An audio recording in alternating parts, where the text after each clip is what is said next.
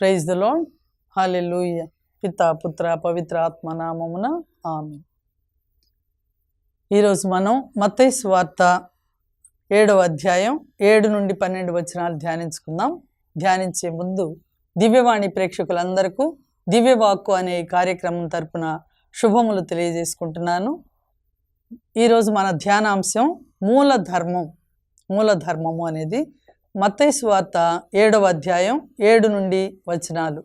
అడుగుడు మీకు వసగబడును, వెదకుడు మీకు దొరకును, తట్టుడు మీకు తెరవబడును.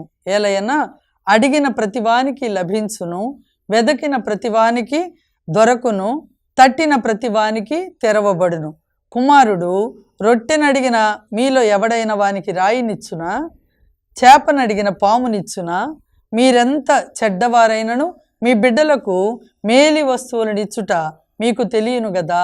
పరలోకమందున్న మీ తండ్రి అడిగిన వారికి ఇంకెట్టి మేలి వస్తువులనిచ్చునో ఊహింపుడు.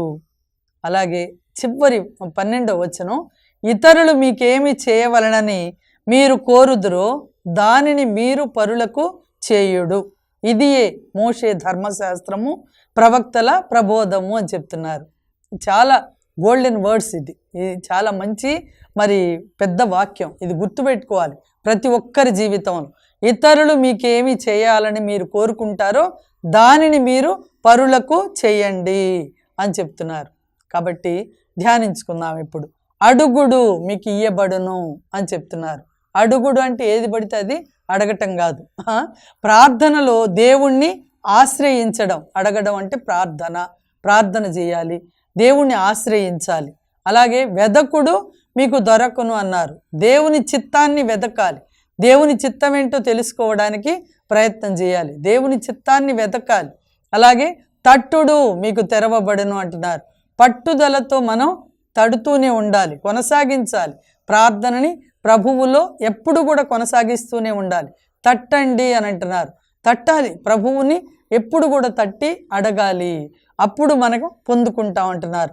ప్రార్థనలో ఒక పట్టుదల, నిరంతర ప్రార్థన అనేది మనం చేస్తూనే ఉండాలి. ప్రార్థనలో విసుగు చెందరాదు కదా. ఒకసారి చేసాం, 2 సార్లు చేసాం, లేదా ఒకరోజు 2 రోజులు చేశానని వదిలేసి ఊరుకోకూడదు. ప్రార్థన అనేది ఎప్పటికీ, ప్రభు అంటారు కదా, ముండివాడైన ఒక న్యాయాధిపతి, ఆ న్యాయాధిపతి దగ్గరికి పేద వితంతు వచ్చి పదే ఆయనని వచ్చి ఆయన డోరు తలుపు కొట్టి నాకు సహాయం చేయి, నా శత్రువుల నుంచి నాకు న్యాయం జరిగించు అని చెప్పి ఆమె పదే వచ్చి అడుగుతుంది. ఆయన దేవుణ్ణి లక్ష్య పెట్టడు, మనుషుల్ని కూడా లెక్క చేయడట. అలాంటి వ్యక్తి మొండివాడైతే అతని దగ్గరికి ఒక విధవరాలు వచ్చి పదే వచ్చి అడుగుతూ ఉన్నందువల్ల ఆయన అనుకున్నాడంటే, ఈమె రోజు ఇంటికి వచ్చి నా గడప దొక్కి నా తలుపు కొట్టి నన్ను పదే అడుగుతుంది, నేను దేవుణ్ణి లెక్క పెట్టుకొని మనుషుల్ని లెక్క పెట్టుకొని అయినా కూడా ఈమె నా దగ్గరికి వచ్చి అడుగుతుంది, కాబట్టి ఈమె విషయంలో ఏదో ఒకటి నేను సహాయం చెయ్యాలి, న్యాయం చేయాలి అని ఆమెకి సహాయం చేసినట్లుగా అలాంటి మొండివాడైన ఒక న్యాయాధిపతి ఆ విధంగా చేస్తే మీ దేవుడినైనా నేను అడుగు వారికి తట్టువాడికి నేను ఆ వెదకు వానికి దొరకకుండా ఉంటానా, చేయకుండా ఉంటానా? కాబట్టి మీరు పట్టుదలతో ప్రార్థన చేయండి అని చెప్పి ప్రభువు చెప్తున్నారు. ఈ ఉదాహరణని మనకి చూపిస్తూ ఎప్పుడు కూడా ప్రార్థన అనేది ఎట్లా చేయాలి, ఏ విధంగా అడగాలి, మనం అడిగేటప్పుడు వినయంతో అడగాలి అని చెప్తున్నారు. వినయంతో అడగాలి. 2వది విశ్వాసంతో అడగాలి. 3వది దైవ చిత్తానుసారంగా అడగాలి. యోహాను రాసిన మొదటి లేఖ 5వ అధ్యాయం 14వ వచనంలో, ఆయన చిత్తానుసారముగా ఆయనను మనము ఏదేని కోరినను, ఆయన చిత్తానుసారంగా మనము ఆయనను ఏదేని కోరినను ఆయన తప్పక వినునని మనము ఆయన యందు ధైర్యము గలవారమై ఉన్నాము. అవును, ఆయన యందు మనం ధైర్యంగా ఉండాము, అడుగుతున్నాం అన్నమాట. ఆ ధైర్యంతో అడగాలి. ఆయన చిత్తానుసారంగా. మన ఇష్టం వచ్చినట్టు ఏది పడితే అది, శత్రువుల వాళ్ళకి, పొరుగు వాళ్ళకి, శత్రువులకి అది జరగాలి ఇది జరగాలని కీడులు కాదు, అలాంటిది కాదు దేవుడు అడగమనేది. ఏది అడగాలంటే దైవ చిత్తానుసారంగా, ఇతరుల మేలుంచి ఎవరికి హాని జరగకుండా మనకి ఏది న్యాయం జరగాలని కోరుకుంటున్నావో అది అడగాలి అని చెప్పి ప్రభు చెప్తున్నారు. మొదటిగా వినయంతో అడగాలి. విధేయతతో అడగాలి ప్రభువుని. కమాండ్ డిమాండ్ కాదు. ప్రభువా నీకు ఇష్టమైతే, నీ చిత్తమైతే ఇది నా పట్ల జరిగించండి, చెయ్యండి అని అడగాలి. రెండవది విశ్వాసముతో, నా ప్రభువు తప్ప నాకెవరు ఇది చెయ్యరు, ఆయనే చేస్తారు, ఆయన తప్పకుండా చేస్తారని విశ్వాసంతో అడిగినప్పుడు దేవుడు తప్పకుండా చేస్తారు. మూడవది దైవ చిత్తానుసారము, ఆయన ఇష్టానుసారం, ఆయన చిత్త ప్రకారం అడగాలి అని చెప్తున్నారు. యోహాను సువార్త 14వ అధ్యాయంలో 13వ వచనంలో మనం చూస్తాం. యోహాను సువార్త 14వ అధ్యాయం 13వ వచనంలో, తండ్రి కుమారుని యందు మహిమ పరచబడుటకు మీరు నా పేరిట ఏమి అడిగినను అంటున్నారు. నా పేరిట మీరు ఏమి అడిగినను దానిని తప్పకుండా చేస్తాను. దేనికంట? తండ్రి కుమారుని యందు మహిమపరచబడుటకు. మహిమపరచబడాలి అంటే నేను తప్పకుండా నా పేరిట ఏది అడిగినా చేస్తాను. యేసు నామములో అడిగినప్పుడు తప్పకుండా ఆయన జరిగిస్తారు. మనం అన్ని ప్రార్థనలు చేస్తాం, చివరిగా ముగింపులో ఏం చెప్పాలి? యేసు నామములో అడుగుచున్నాము తండ్రి అని అడిగినప్పుడు ఆయన తప్పకుండా జరిగిస్తారు. అది చెప్పి వదిలేయటం కాదు. యేసు నామములో అడిగినప్పుడు చేస్తానని వాగ్దానం ఇచ్చారు. ఆయన మాట ఇచ్చి మర్చిపోవటానికి మనిషి కాదు, దేవుడు కదా, తప్పకుండా నెరవేరుస్తారు అనేది మనం గుర్తుపెట్టుకోవాలి. అందుకే కొన్నిసార్లు మనం అడిగినా కూడా కొన్నిసార్లు మనం పొందుకోలేకపోతున్నాం. ఎందుకు పొందుకోలేకపోతున్నాం అంటే యాకోబు పత్రిక 4వ అధ్యాయం 3వ వచనంలో మనం చూస్తున్నాం. మరి యాకోబు రాసిన లేఖ 4వ అధ్యాయం 3వ వచనం, మీవి దురుద్దేశములు ఒకటి చేతని మీరు అర్థించినవి మీకు లభింపకున్నవి. అది చూడండి, మనవి దురుద్దేశములు, చెడు ఉద్దేశంతో మనం అడుగుతున్నామట. అందువలన మీరు అడిగినవి మీకు లభింపలేదు, పొందుకోలేకపోతున్నారని చెప్తున్నారు. మన ఉద్దేశం కూడా కరెక్ట్గా ఉండాలి, దైవ చిత్తానుసారంగా పరిశుద్ధంగా మంచిగా ఉండాలి. చెడు ఉద్దేశంతో దురుద్దేశంతో అడిగితే దేవుడు మన పట్ల ఆయన చెయ్యరు. కాబట్టి దురుద్దేశం లగుట చేతనే మీరు అడిగిన దాన్ని మీరు పొందుకోలేకపోతున్నారు. అడగడంలో కూడా ఆ వినయంతో విశ్వాసంతో దైవ చిత్తానుసారంగా మనం అడగాలనేది మనం గుర్తుపెట్టుకోవాలి కదా.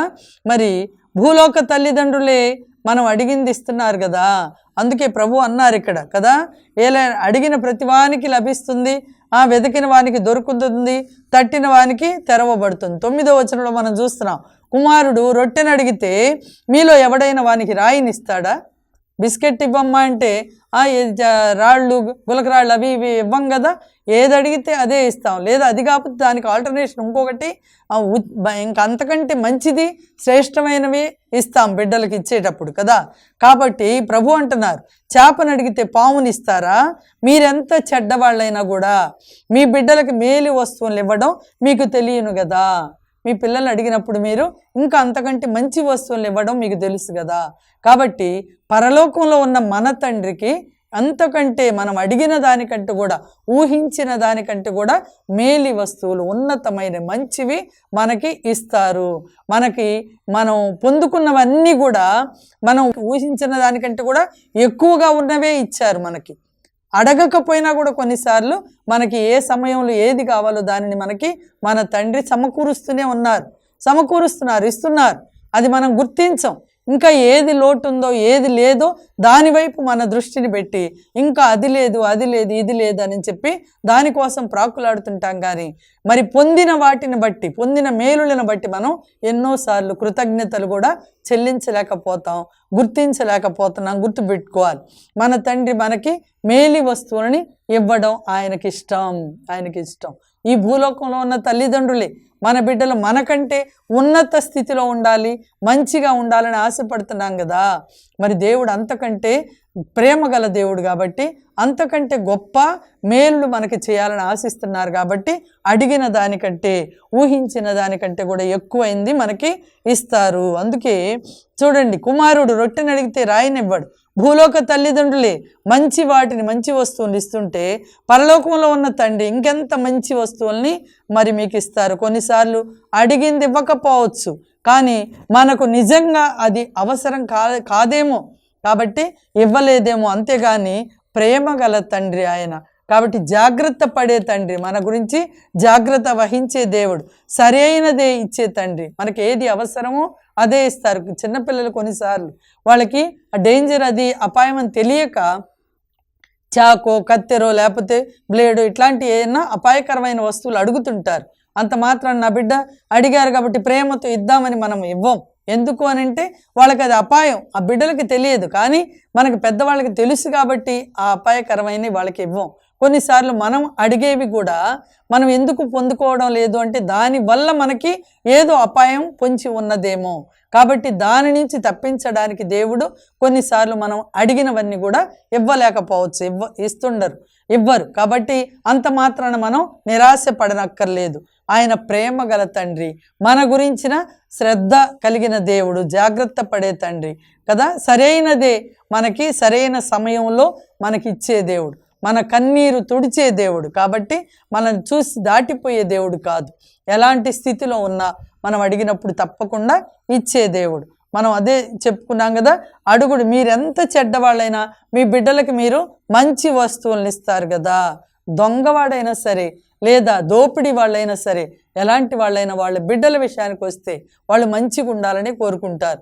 మంచి వస్తువులను వాళ్ళకి మంచి స్థితిలో వాళ్ళు ఉండాలని కోరుకుంటారు కదా. అలాగే మన ప్రభువు కూడా మనకు అంతకంటే గొప్ప శ్రేష్టమైన దేవుడు తండ్రి. కాబట్టి ఈ లోక తండ్రులే అంత మరి శ్రద్ధ వహించేటప్పుడు పరలోక తండ్రి అంతకంటే కూడా గొప్పగా మనల్ని ఆశీర్వదిస్తారు, దీవిస్తారు కదా. అన్న మరి సమూయేలు కోసం ప్రార్థన చేసింది కదా, బిడ్డలు లేరు అని చెప్పి కొన్ని సంవత్సరాల పాటు ఎంతో వేదనతో కన్నీరు మున్నీరుగా ఏడుస్తూ ప్రార్థన చేసినట్లుగా 1 సమూయేలు గ్రంథంలో 1వ అధ్యాయం 10వ వచనంలో మనం చూస్తాం. కానీ దేవుడు ఇచ్చినది ఎంత గొప్ప మామూలు కుమారుని కాదు, గొప్ప ప్రవక్తనే. ఆమెకు అప్పుడు తెలియదు కదా, లేట్ అయింది అని అంటే, లేట్ చేశారంటే శ్రేష్టమైన మరి వస్తువులను మనకి దేవుడు ఇస్తారనేది గుర్తుపెట్టుకోవాలి. వీటన్నింటిని బట్టి కదా మన దేవుడు మాట్లాడుటే కాదు, వినే దేవుడు కూడా. మన ప్రార్థన వినడానికి సిద్ధంగా ఉంటారు కదా. అందుకే అడగాలంటే ఎందుకు అడగాలి మనం అంటే, దేవునితో ఒక మంచి సంబంధం కలిగి ఉండటానికి, విశ్వాసపు ప్రకటన. మనం దేవుడు, మన తండ్రి మనకి తప్పకుండా ఇది ఇస్తారని విశ్వాసంతో మనం అడగాలి.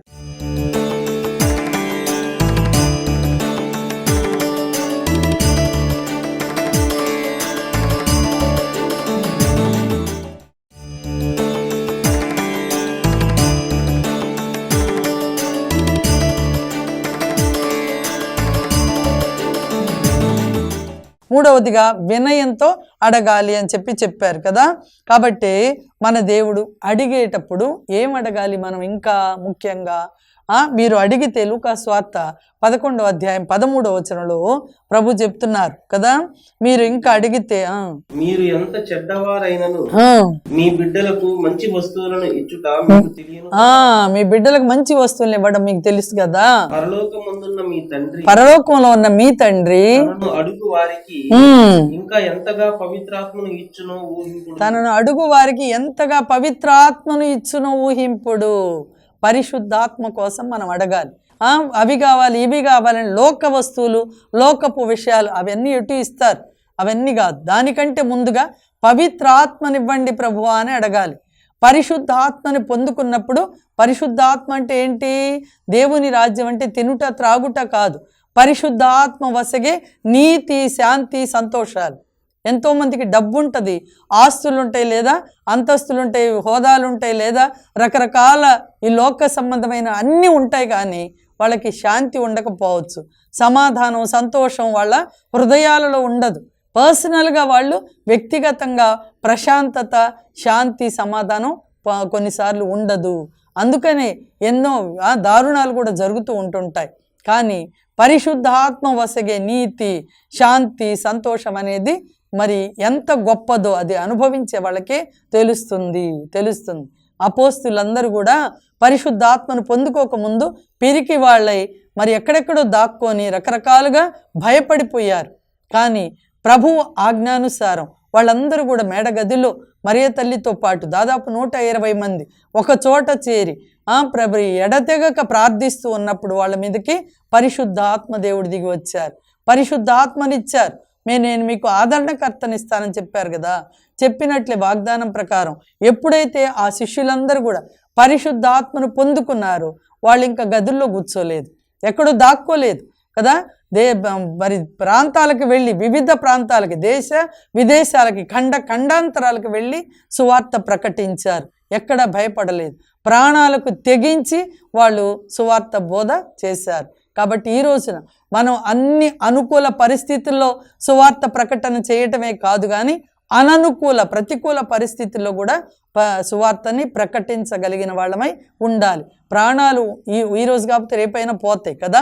వాళ్ళు అనుకున్నారు, అందుకే తృణప్రాయంగా భావించారు వాళ్ళ ప్రాణాలను. పోతే పోయాయి, దేవుని కోసం ఇవ్వడం అనేది చాలా గొప్ప మరి బహుమానం దేవుడు మనకి ఇస్తారు. కాబట్టి ఆ పరలోకం వైపు, పరలోక బహుమానాల వైపు వాళ్ళ దృష్టిని కేంద్రీకరించి ఈ లోకంలో వాళ్ళ ప్రాణాలను కూడా తృణీకరించారు కదా. పరిశుద్ధాత్మను పొందుకున్నారు.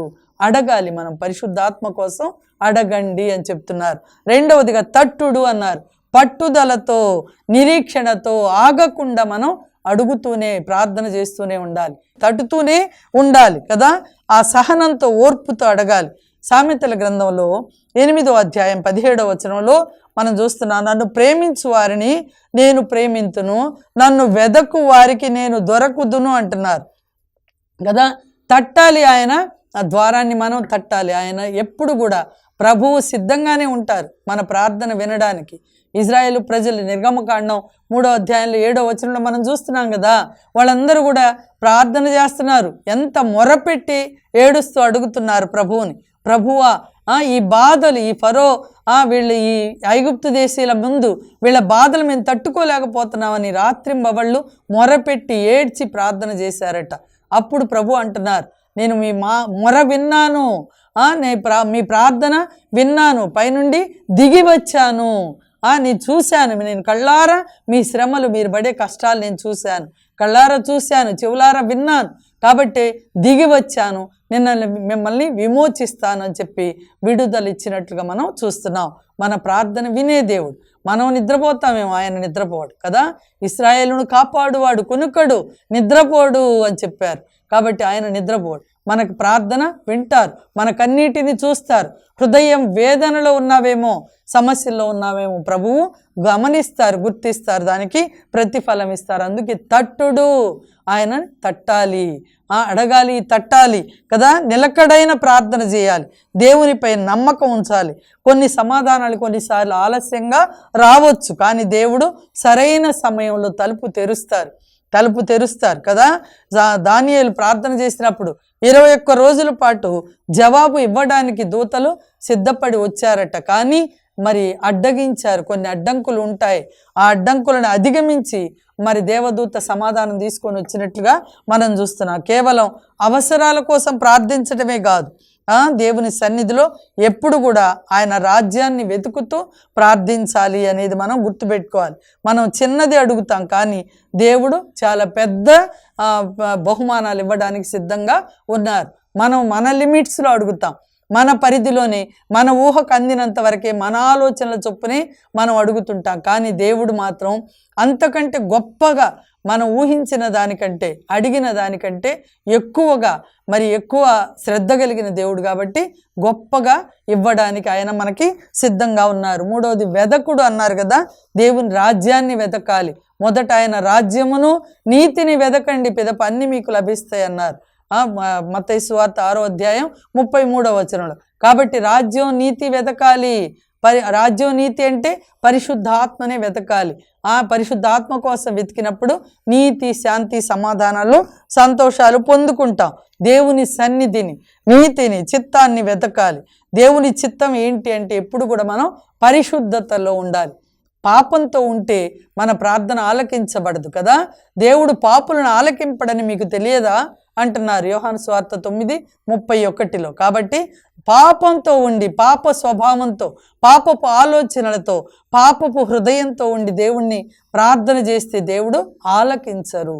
దానికి పూర్తిగా ఇంకా దయ్యం అన్నమాట, సైతాను మనల్ని ఇంకా శోధనలోకి తీసుకొని పోతుంది. కాబట్టి మనం మొదటిగా ఆయన రాజ్యాన్ని, నీతిని వెదకాలి. ఇర్మియా గ్రంథం 29వ అధ్యాయం 13లో మీరు పూర్ణ హృదయముతో నన్ను వెదకుదురు, నేను మీకు దొరకుదును అని చెప్తున్నారు. పూర్ణ హృదయంతో ఆయనని మనం వెతికే వాళ్ళంగా ఉండాలి. ఆయనని పూర్ణ హృదయంతో వెతికినప్పుడు ఆయన మనకి అంత గొప్పగా మనల్ని దీవిస్తారు, ఆశీర్వదిస్తారు. ఆయన సన్నిధిని, ఆయన రాజ్యాన్ని మనం వెతకాలి కదా. ఏ విధంగా వెతకాలి? ప్రార్థనలో వెతకాలి. తర్వాత వాక్యం చదవడంలో, ప్రతి దినం కూడా వాక్యాన్ని చదవాలి.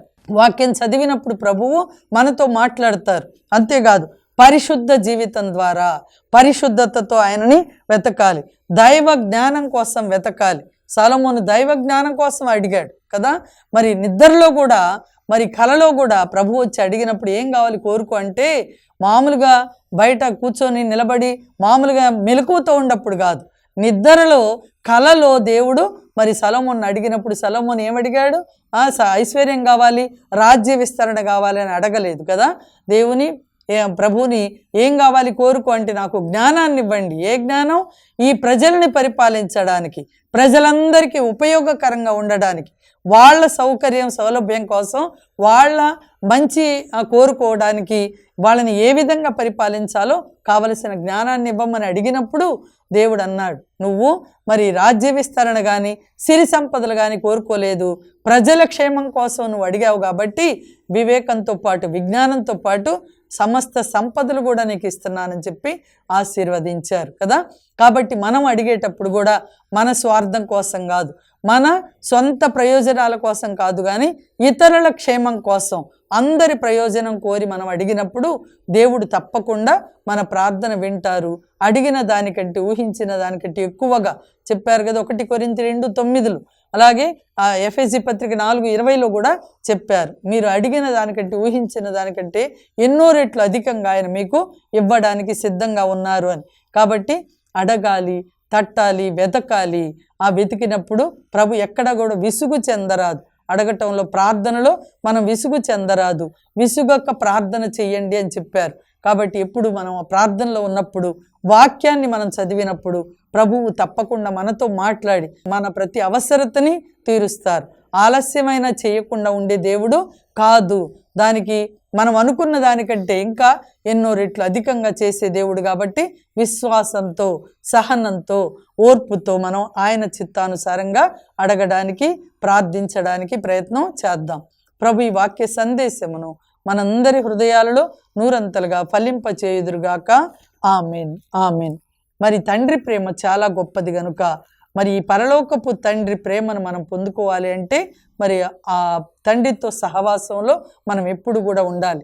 ప్రార్థనలో, వాక్యం పఠించటంలో, అలాగే ఎప్పుడు కూడా పరిశుద్ధ జీవితంలో ఉన్నప్పుడు దేవుని దీవెనలు, ఆశీర్వాదాలు మనం పొందుకుంటాం. చిన్న ప్రార్థన చేసుకుందాం. పరిశుద్ధుడ, ప్రేమామయుడైన తండ్రి, నాయన, మరి నీ వాక్యం అడగండి ఇవ్వబడును, తట్టండి తెరవబడును, వెదకండి దొరుకును అని మరి ఎన్నో వాక్యాల ద్వారా, ఎన్నో మాటల ద్వారా మీరు మాతో మాట్లాడారు కనుక తండ్రి, నీ వాక్యం బలమైన శక్తిగల వాక్యం గనుక ప్రభువా, మా హృదయాలలో వింటున్న ప్రతి బిడ్డ జీవితంలో దీనిని ఫలింపజేయమని ప్రార్థిస్తున్నాను తండ్రి. ఎక్కడ ఎలాంటి నిరాశ, నిస్పృహలకు లోను కాకుండా ప్రభువా నాయన, భారంతో మరి జీవిత సమస్యలతో ప్రభువా కొట్టుమిట్టాడుతూ ఉన్న బిడ్డలకి మీరు ఆదరణను, నెమ్మదిని, ఓదార్పును నాయన ఇవ్వమని, పరిశుద్ధాత్మను పొందుకొని ప్రభువా ప్రతి ఒక్క బిడ్డ కూడా నాయన ఆత్మశక్తితో నింపబడి నడిపించబడేలాగా సహాయం చేయమని మీరు వాగ్దానం ఇచ్చినట్లుగా మీరు అడగండి, మీకోసం ఒక ఆదరణకర్తను ప్రభు తండ్రి పంపిస్తారని. ఆదరణకర్త వచ్చినప్పుడు మమ్మల్ని ఓదారుస్తారు, ప్రతి విషయంలో మాకు ఆదరణ లభిస్తుందని నీ వాక్యం ద్వారా సెలవిచ్చారు కదా ప్రభువా. కనుక నాయన, మేము అడిగిన ప్రతి మరి నిమిషంలో, ప్రతి చోట కూడా ప్రభువా మీరు ప్రభువా మా ప్రార్థన ఆలకించి, వెతికిన ప్రతి చోట మీరు దొరకమని ప్రార్థిస్తున్నాను. తట్టిన చోట ప్రభువా మీరే తలుపు తెరిచి ప్రభువా మమ్మల్ని మాలోనికి వచ్చి మాతో ఉండి ప్రభువా, మరి దర్శన గ్రంథం 3:20లో చెప్పినట్లుగా మరి నేను ద్వారం వద్దే ఉండి తలుపు తడుతున్నాను, ఎవరైనా తలుపు తీస్తే లోపలికి వస్తాను, వాళ్ళతో భుజిస్తానని చెప్పావు కదా తండ్రి. అలాగే మాలోకి రండి, మీరు తట్టినప్పుడు ప్రభువా మేము కూడా మా హృదయ ద్వారాలు తెరిచి మిమ్మల్ని ఆహ్వానించి మాతోనే ప్రభువా జీవింపజేసుకునేలాగా మీ సన్నిధిని ఎల్లప్పుడూ మాకు తోడుగుంచి నడిపించమని ఈ ప్రార్థన మా నాథుడు, మా రక్షకుడైన యేసు నామములో అమ్మ మరియ సకల పునీతులు ప్రార్థనల ద్వారా వేడుకొని పొందుకుంటున్నాము తండ్రి. ఆమేన్.